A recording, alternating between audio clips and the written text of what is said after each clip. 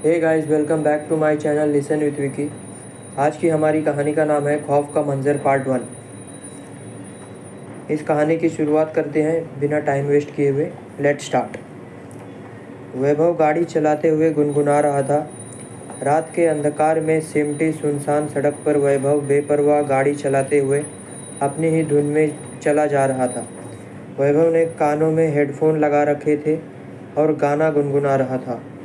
उसे आसपास के माहौल से कोई दिलचस्पी नहीं थी। वह तो बस अपनी मंजिल की तरफ बढ़ा चला जा रहा था। अचानक वैभव को लगा कि गाड़ी में गर्मी कुछ बढ़ गई है। उसने अपने हेडफोन्स उतारे और गाड़ी की एसी चेक करने लगा, पर शायद गाड़ी की एसी खराब हो चुकी थी, जिस कारण गाड़ी में गर्मी की मात्रा बढ़ गई थी। वैभव ने सोचा, अब इतनी रात को एसी ठीक करने वाला मैकेनिक मिलेगा नहीं, बिना एसी के ही काम चलाना पड़ेगा। यह सोचकर वैभव गाड़ी की खिड़कियां खोल देता है, जिसमें गाड़ी के अंदर की गर्मी कुछ कम हो सके। वैसे तो महीना गर्मी का था, परंतु गाड़ी के बाहर का वातावरण कुछ ठंडा था। मध्यम रात्रि को शांत वातावरण में बहती ठंडी हवा खिड़की के माध्यम से गाड़ी के अंदर प्रवेश कर गाड़ी की गर्मी को कुछ कम कर रही थी। रात का समय होने के कारण चारों तरफ माहौल में अंधकार के साथ सन्नाटा फैला हुआ था। दूर दूर तक किसी मनुष्य या जीव की उपस्थिति नाम मात्र भी नहीं थी। बहती हवा के झोंकों के साथ सिर्फ सूक्ष्म जीवों की ध्वनि ही सुनाई पड़ रही थी। कुल मिलाकर वहाँ का माहौल चारों तरफ भय उत्पन्न कर रहा था, परंतु वैभव अपने गाने की धुन में इतना खो चुका था कि उसे भयावह स्थिति का अंदाज़ा नहीं था। कुछ दूरी चलने के बाद वैभव का फ़ोन बज उठता है। वैभव गाने को बंद कर फ़ोन उठाता है। फ़ोन में से आवाज़ आती है, कहाँ हो वैभव? मैं तुम्हें कितने फ़ोन कर चुकी हूँ। कम से कम फ़ोन तो टाइम पर उठा लिया कर, मुझे चिंता हो जाती है। और तूने तो बोला था कि तू शाम तक वापस लौट आएगा, पर आधी रात बीत चुकी है, तुम अभी तक घर क्यों नहीं आए? फ़ोन पर चिंता जताते हुए वैभव की माँ ने कहा। वैभव ने अपनी माँ से कहा, ओहो माँ, आप बिना बिना बात के ही चिंता करती हो। अब मैं छोटा बच्चा नहीं हूँ। पार्टी देर तक चली, इसलिए मैं लेट हो गया। अब मैं घर की ओर ही आ रहा हूँ, बस थोड़ी देर में घर पहुँच जाऊँगा। इतना कहकर वैभव ने फ़ोन रख दिया। वैभव का पूरा ध्यान अब गाड़ी चलाने में था। गाड़ी चलाते हुए अचानक वैभव को लगा कि वैभव की गाड़ी के कुछ दूर आगे सड़क पर कोई खड़ा है।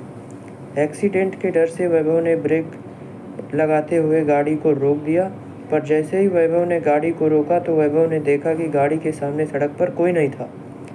वैभव ने यह अपना वहम समझकर वापस गाड़ी स्टार्ट कर दी और वापस गाड़ी चलाने लगा। अब वैभव की नज़र और वैभव का ध्यान पूरी तरह से सड़क पर था। थोड़ी दूर गाड़ी चलाने पर वैभव को लगा कि जैसे वैभव के पास वाली सीट पर कोई बैठा है।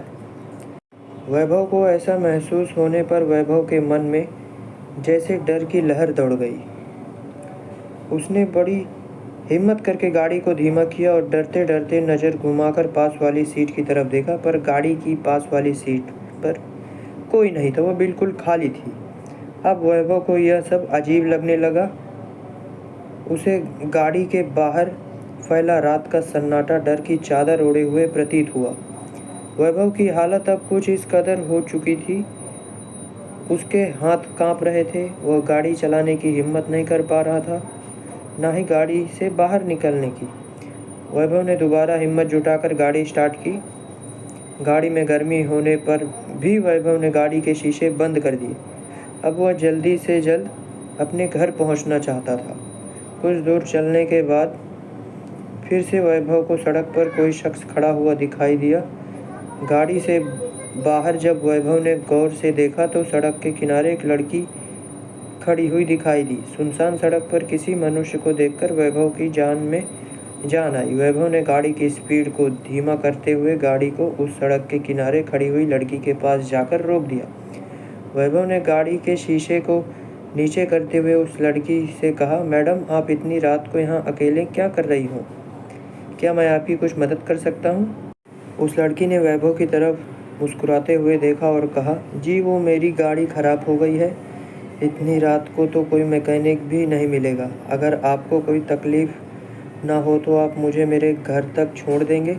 आपकी बड़ी मेहरबानी होगी। वैभव ने इस लड़की को ऊपर से लेकर नीचे तक गौर से देखा। वह लड़की 22 से 25 के करीब लग रही थी और उस लड़की ने घुटनों से थोड़ा सा नीचे तक का फ्रॉक पहना हुआ था और पैरों में हील वाली सैंडल।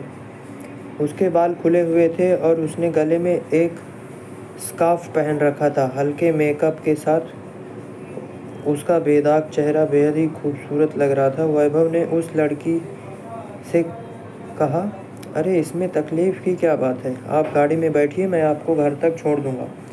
वैसे आपकी गाड़ी है कहाँ?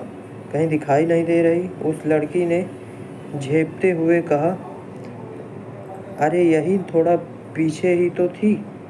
शायद आपने ध्यान नहीं दिया। गाड़ी रास्ते में ना आए इसलिए मैंने उसे थोड़ा साइड में खड़ा कर दिया था। आपने देखा नहीं? हाँ, शायद मैंने ही ध्यान न दिया हो।